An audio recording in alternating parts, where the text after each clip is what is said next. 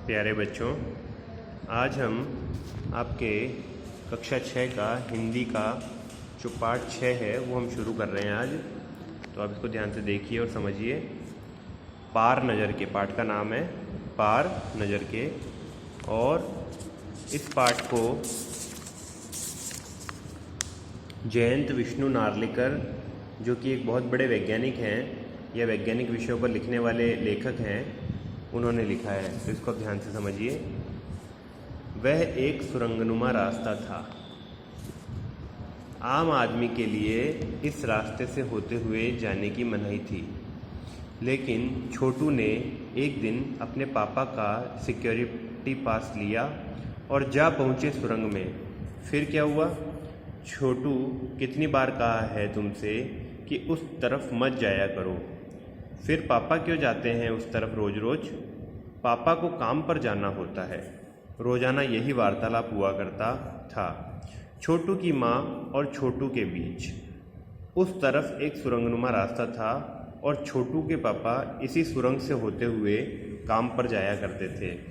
आम आदमी के लिए इस रास्ते से जाने की मनाही थी। मतलब अभी ये कहानी कुछ इस तरह से शुरू हो रही है कि छोटू देखता है कि पापा किसी सुरंग के रास्ते से कहीं जा रहे हैं, लेकिन छोटू भी जाना चाहता है। लेकिन क्यों जाना चाहता है? क्योंकि उसकी उत्सुकता है सहज, लेकिन उसको सब लोग रोक रहे हैं कि कुछ लोग ही जा सकते हैं, तो छोटू को जाने की मनाही है उसमें।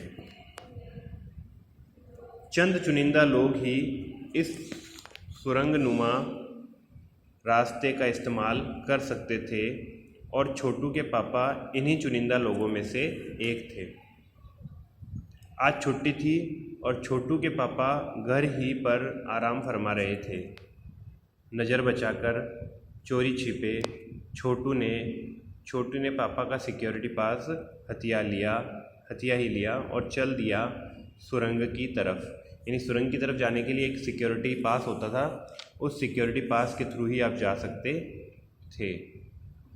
पहले तो उन्होंने पूरी कॉलोनी ही ज़मीन के नीचे वैसे तो उनकी पूरी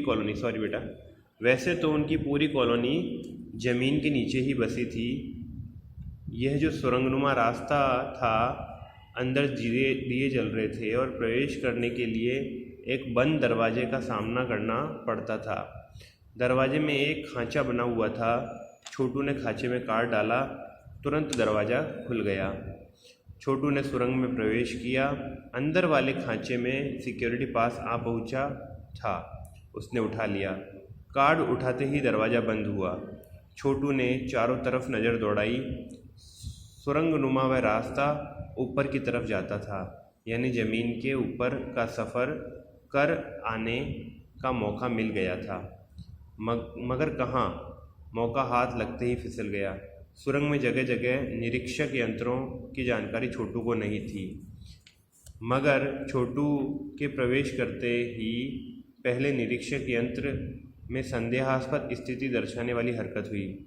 इतने छोटे कद का व्यक्ति सुरंग में कैसे आया? दूसरे निरीक्षक यंत्र ने तुरंत छोटू की तस्वीर खींच ली। किसी एक नियंत्रण केंद्र में इस तस्वीर की जांच की गई और खतरे की सूचना दी गई। इस सारी गतिविधि से अनजान छोटू आगे बढ़ रहा था। तभी जाने कहाँ से सिपाही दौड़े चले आए, छोटू को पकड़कर वापस घर छोड़ आए। घर पर माँ छोटू का इंतज़ार कर रही थी। बस अब छोटू की खैरियत न थी। छोटू के पापा न होते तो छोटू का बचना मुश्किल था। छोड़ो भी, मैं इसे समझा दूंगा सब, फिर वह ऐसी गलती कभी नहीं करेगा। पापा ने छोटू को बचा लिया। बोले, छोटू, मैं जहाँ काम करता हूँ ना, वह क्षेत्र ज़मीन से ऊपर है। आम आदमी वहाँ नहीं जा सकता, क्योंकि वहाँ के माहौल में जी ही नहीं सकता। तो फिर आप कैसे जाते हैं वहाँ? छोटू का सवाल लाजमी था। मैं वहाँ एक ख़ास किस्म का स्पेस सूट पहनकर जाता हूँ। इस स्पेस सूट से मुझे ऑक्सीजन मिलता है, जिससे मैं सांस ले सकता हूँ। इसी स्पेस सूट की वजह से बाहर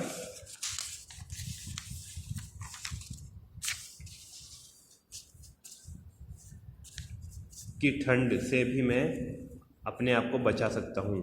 ख़ास किस्म के जूतों की वजह से ज़मीन के ऊपर मेरा चलना मुमकिन होता है।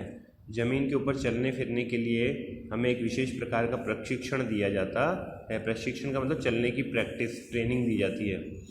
छोटू सुन रहा था। पापा आगे बताते गए, एक समय था जब हमारे मंगल ग्रह पर सभी लोग ज़मीन के ऊपर रहते थे। अब पता चल रहा है कि ये तो कोई मंगल ग्रह के रहने वाले लोग हैं जो ज़मीन के नीचे रहते हैं। बगैर किसी तरह के यंत्रों की मदद के, बगैर किसी खास किस्म की पोशाक के हमारे पुरखे ज़मीन के ऊपर रहा करते थे। लेकिन धीरे धीरे वातावरण में परिवर्तन आने लगा। कई तरह के जीव धरती पर रहा करते थे। एक के बाद एक सब मरने लगे। इस परिवर्तन की जड़ में था सूरज में हुआ परिवर्तन। सूरज से हमें रोशनी मिलती है, उष्णता मिलती है। उष्णता का मतलब गर्मी। इन्हीं तत्वों से जीवों को पोषण होता है। सूरज में परिवर्तन होते ही यहाँ का प्राकृतिक संतुलन बिगड़ गया। प्रकृति के बदले हुए रूप का सामना करने में यहाँ के पशु पक्षी, पेड़ पौधे, अन्य जीव अक्षम साबित हुए। केवल हमारे पूर्वजों ने इस स्थिति का सामना किया। अपने तकनीकी ज्ञान के आधार पर हमने ज़मीन के नीचे अपना घर बना लिया। ज़मीन के ऊपर लगे विभिन्न यंत्रों के सहारे हम सूर्य शक्ति, सूर्य की रोशनी और गर्मी का इस्तेमाल करते आ रहे हैं। उन्हीं यंत्रों के सहारे हम यहाँ ज़मीन के नीचे जी रहे हैं। यंत्र सुचारू रूप से चलते रहें, इसके लिए बड़ी सतर्कता बरतनी पड़ती है। मुझ जैसे कुछ चुनिंदा लोग इन यंत्रों का ध्यान रखते हैं।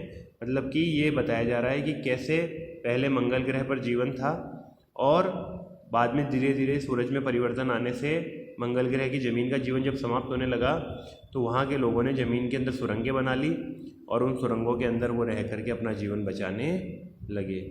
बड़ा हो जाऊँगा तो मैं भी यही काम करूँगा, छोटू ने मंशा जाहिर की। मंशा का मतलब होता है इच्छा।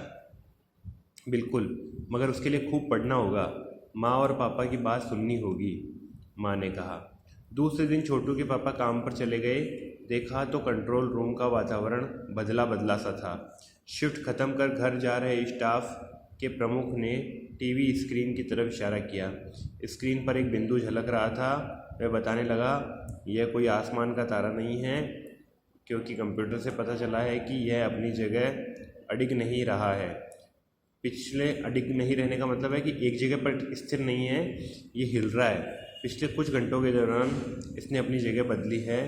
कंप्यूटर के अनुसार ये हमारी धरती की तरफ बढ़ता चला आ रहा है। तो ये अब इनको कोई कुछ ऐसा लग रहा है कि कोई चीज़ हमारी तरफ आ रही है, ठीक है ना। ये उसकी शिफ्ट में अंतरिक्ष यान तो नहीं, किसी ने कहा। छोटू के पापा ने अपना संदेह प्रकट किया। संदेह हमें भी है, आप अब इस पर बराबर ध्यान रखिएगा। छोटू के पापा सोच में डूब गए। क्या सचमुच अंतरिक्ष यान होगा? कहाँ से आ रहा होगा? सौरमंडल में हमारी धरती के अलावा और कौन से ग्रह पर जीवों का अस्तित्व होगा? कैसे हो सकता है? और अगर होगा भी तो क्या इतनी प्रगति कर चुका होगा कि अंतरिक्ष यान छोड़ सके? वैसे तो हमारे पूर्वजों ने भी अंतरिक्ष यानों उपग्रहों का प्रयोग किया था, मगर अब हमारे लिए यह संभव नहीं। उसके लिए आवश्यक मात्रा में ऊर्जा तो हो। काश इस नए मेहमान को नज़दीक से देखा जा सकता। हाँ, अगर वह इसी तरफ आ रहा होगा तब तो यह संभव हो सकेगा। देखते हैं। अब अंतरिक्ष यान से एक यांत्रिक हाथ बाहर निकला। हर पल उसकी लंबाई बढ़ती ही जा रही थी। छोटू ने अवलोकन जारी रखा। अब एक अंतरिक्ष यान आ गया है ना, और वो अंतरिक्ष यान धरती के करीब तक आ गया है। कॉलोनी की प्रबंध समिति की सभा बुलाई गई। अध्यक्ष भाषण दे रहे थे। हाल ही में मिली जानकारी से पता चला है कि 2 अंतरिक्ष यान हमारे मंगल ग्रह की तरफ बढ़ते चले आ रहे हैं। इनमें से एक अंतरिक्ष यान हमारे गिर्द चक्कर काट रहा है। कंप्यूटर के अनुसार ये अंतरिक्ष यान नज़दीक के ही किसी ग्रह से छोड़े गए हैं। ऐसी हालत में हमें क्या करना चाहिए, इसकी कोई सुनिश्चित योजना बनानी ज़रूरी है। नंबर 1, आपका क्या ख्याल है? अब एक नंबर 1 से पूछा गया कि आप बताइए अब अपन क्या करें। ये अंतरिक्ष यान अपने यहाँ पर एकदम पास में आ गया है, तो अब अपन को क्या करना चाहिए। तो बेटा आज की वीडियो में इतना ही। इसको आप घर पे पढ़ेंगे, इस लेसन को आपको बड़ा अच्छा लगेगा। इंटरेस्टिंग लेसन है। इसमें ये बताया है कि कैसे मंगल ग्रह पर भी हमारे जैसे ही लोग रहते हैं। तो इसको आप एक बार ज़रूर घर पे पढ़ें। हालांकि एक कल्पना ही है, असली लेसन ऐसा नहीं है।